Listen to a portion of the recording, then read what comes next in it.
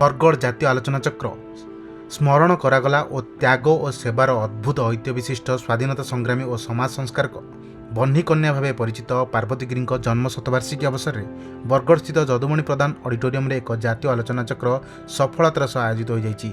ଏହି କାର୍ଯ୍ୟକ୍ରମ ମାଧ୍ୟମରେ ପାର୍ବତୀ ଗିରିଙ୍କ ଦେଶଭକ୍ତି ସମାଜସେବା ଓ ଆଦିବାସୀ କଲ୍ୟାଣ ପ୍ରତି ତାଙ୍କର ଅବିସ୍ମରଣୀୟ ଅବଦାନକୁ ସ୍ମରଣ କରାଯାଇଛି। ଏହି ଅବସରରେ ବିଜେପୁର ବିଧାୟକ ସନକ ଗଡ଼ତିଆ, ବରଗଡ଼ ବିଧାୟକ ଅଶ୍ୱିନୀ ଷଡ଼ଙ୍ଗୀ, ଅତାବିରା ବିଧାୟକ ନିହାର ରଞ୍ଜନ ମହାନନ୍ଦ, ଜିଲ୍ଲା ପରିଷଦ ଅଧ୍ୟକ୍ଷା ମାନିନୀ ଭୋଇ, ପୌରାଧ୍ୟକ୍ଷ କଳ୍ପନା ମାଝୀ, ଲଲାଟ ଲୁହା ସହିତ ପାର୍ବତୀ ଗିରିଙ୍କ ଦାୟଦ ନିଲେଶ ଗିରି ଓ ଭରତ ଗିରି ପ୍ରମୁଖ ମଞ୍ଚାସୀନ ଥିଲେ।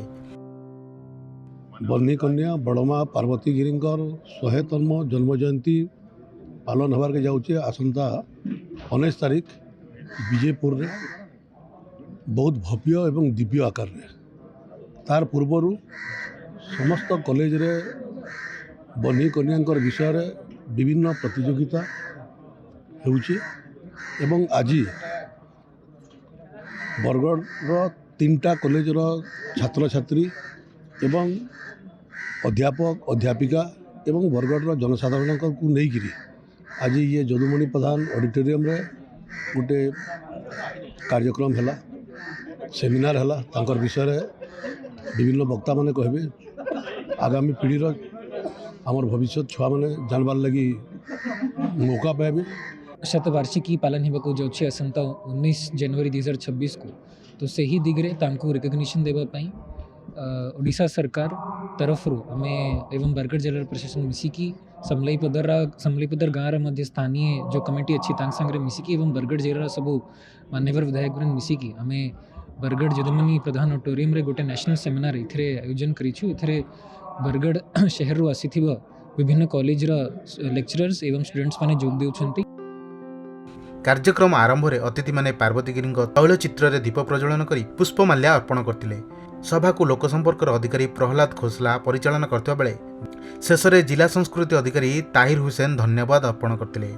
पार्वती गिरी जहां बन्ही कन्या और पश्चिम ओडिशार मदर टेरेसा भाव संबोधन कराए 1926 मसीह जन्मग्रहण करते। केवल 16 वर्ष बयस से भारत छाड़ आंदोलन में जोगदे 2 वर्ष कारादंड भोगी पर से निज संपूर्ण जीवन को आदिवासी गरीब और अनाथ मान सेवार उत्सर्ग करते। गांधीजी आदर्श को ग्रामांचल प्रसार करने से तृतीय श्रेणी पर पाठ पढ़ा छाड़ी। स्वाधीनता पर 1950 मसीह प्रयाग महिला विद्यापीठ शिक्षा समाप्त कर समाज सेवार नियुक्त होते। प्रधानमंत्री नरेंद्र मोदी 2025 मसीह शेष मन की बात कार्यक्रम घोषणा करथिबा अनुसार पार्वती गिरी जन्म शतवार्षिक 2026 सारा देश में पालन कर जातीय सम्मेलन से ही परंपरा एक अंश जहाँ भारत स्वाधीनता संग्राम में अनेक अलिखित नायक को आलोकित करुच्ची। आम करवा के जाऊँ सरकारी स्तर में पालन करा प्रथम थर लगे बोलिक से आम ओडिशा सरकार तथा आम मान्यवर मंत्री श्रीयुक्त सूरज चौरवंशी को धन्यवाद अर्पण करूँ। यहाँ से सरकारी स्तर में पालन करवा बोलिक स्थिर कले एवं निर्देश देले आम जिला प्रशासन के एवं से 50 लाख टंका भी प्रदान कले। तो ये गर्व एवं गर्व अनुभव करूँ।